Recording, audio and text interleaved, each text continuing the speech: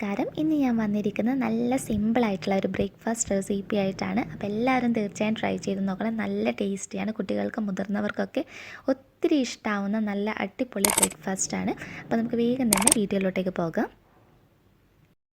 അപ്പോൾ ഈ ഒരു ബ്രേക്ക്ഫാസ്റ്റ് തയ്യാറാക്കി എടുക്കുന്നതിനായിട്ട് ഞാനിവിടെ ഒരു 2 ഉരുളക്കിഴങ്ങ് നന്നായിട്ട് വേവിച്ചെടുത്തിട്ടുള്ളതാണ്. ഇത് നമുക്ക് ആദ്യം ഒന്ന് ഉടച്ചെടുക്കാം. ഈ വെച്ചിട്ട് തന്നെ ഞാനിത് നന്നായിട്ടൊന്ന് ഉടച്ചെടുത്തിട്ടുണ്ട്. ഇനി ഇതിലോട്ടേക്ക് നമുക്ക് ആവശ്യമായിട്ടുള്ളത് സവാളയാണ്. അപ്പോൾ നമ്മൾ 2 ഉരുളക്കിഴങ്ങ് എടുത്ത സമയത്ത് ഞാൻ ഒരു ചെറിയ സവാളയെ എടുത്തിട്ടുള്ളൂ. അതൊന്ന് പൊടിയായി അരിഞ്ഞിട്ടുള്ളതാണ്. അപ്പോൾ അതുകൂടി ഒന്ന് ചേർത്ത് കൊടുക്കാം. അപ്പോൾ ഉരുളക്കിഴങ്ങ് വേവിച്ചെടുക്കുന്ന സമയത്ത് ഒരിത്തിരി ഉപ്പ് ചേർത്തിട്ടുണ്ടായിരുന്നു. അപ്പോൾ ഞാൻ കുറച്ച് മാത്രമേ ചേർക്കുന്നുള്ളൂ. അപ്പോൾ നോക്കിയിട്ട് അഡ്ജസ്റ്റ് ചെയ്തിട്ട് നിങ്ങളൊന്ന് ചേർത്ത് കൊടുത്താൽ മതി. ഇനി ഇതിലോട്ട് ഒരു 1/2 ടേബിൾ സ്പൂണിനടുത്ത് കുരുമുളക് പൊടി ചേർത്ത് കൊടുക്കാം. കൂടുതൽ എരിവ് വേണമെന്നുണ്ടെങ്കിൽ 1-1.5 ടേബിൾ സ്പൂണോളം ആഡ് ചെയ്യാവുന്നതാണ്. ഇനി ഇതിലോട്ട് 1 ടേബിൾ സ്പൂൺ മുഴുവനായിട്ട് ടൊമാറ്റോ കെച്ചപ്പ് ചേർത്ത് കൊടുക്കാം.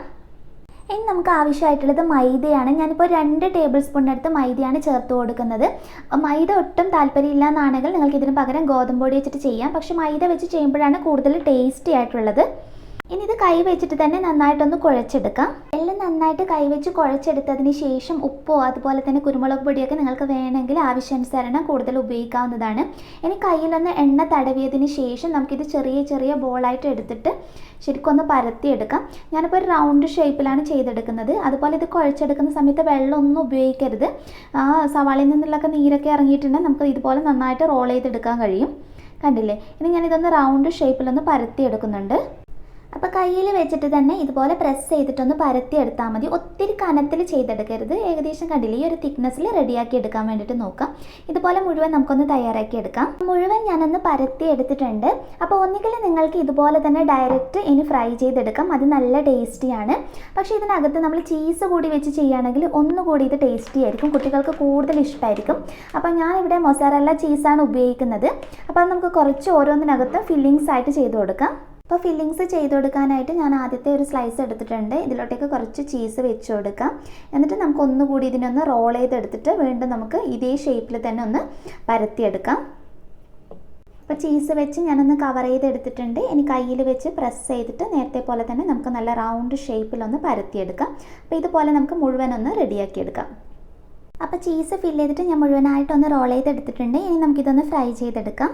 അപ്പോൾ ഇത് ഫ്രൈ ചെയ്തെടുക്കുന്നതിനായിട്ട് ഒരു പാൻ വെച്ച് നന്നായിട്ടൊന്ന് ചൂടാക്കി എടുക്കാം. അപ്പോൾ ബ്രേക്ക്ഫാസ്റ്റായിട്ട് നല്ല എളുപ്പത്തിലൊക്കെ തയ്യാറാക്കി എടുക്കാൻ വേണ്ടിയിട്ട് രാത്രി വേണമെങ്കിൽ നിങ്ങൾക്ക് ഇതുപോലെ പരത്തി വെച്ചതിന് ശേഷം പ്ലേറ്റ് ഒരു അലുമിനിയം ഫോയിലോ അതെങ്കിൽ ക്ലിംഗ് ഫിലിമോ ഉപയോഗിച്ചിട്ട് നന്നായിട്ട് കവർ ചെയ്തിട്ട് ഫ്രിഡ്ജിനകത്ത് വെക്കുകയാണെങ്കിൽ രാവിലെ നമുക്ക് നല്ല എളുപ്പത്തിൽ ഇത് റെഡിയാക്കി എടുക്കാവുന്നതാണ്. പാൻ നന്നായിട്ട് ചൂടായി വരുമ്പോൾ ഞാൻ ഇതിനകത്തോട്ടേക്ക് ഏകദേശം 1 ടേബിൾ സ്പൂണിനടുത്ത് വെജിറ്റബിൾ ഓയിലാണ് ചേർത്ത് കൊടുക്കുന്നത്.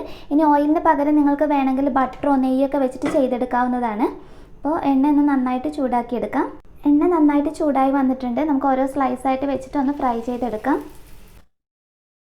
ഫ്ലെയിം എപ്പോഴും ലോ ടു മീഡിയം ഫ്ലെയിമിലിടുക. നമ്മൾ ഉരുളക്കിഴങ്ങ് ഓൾറെഡി കുക്ക് ചെയ്തിട്ട് ഉള്ളതായതുകൊണ്ട് തന്നെ ഇത് ചെറുതായിട്ടൊന്ന് ഫ്രൈ ആയി കിട്ടിയാൽ മാത്രം മതി.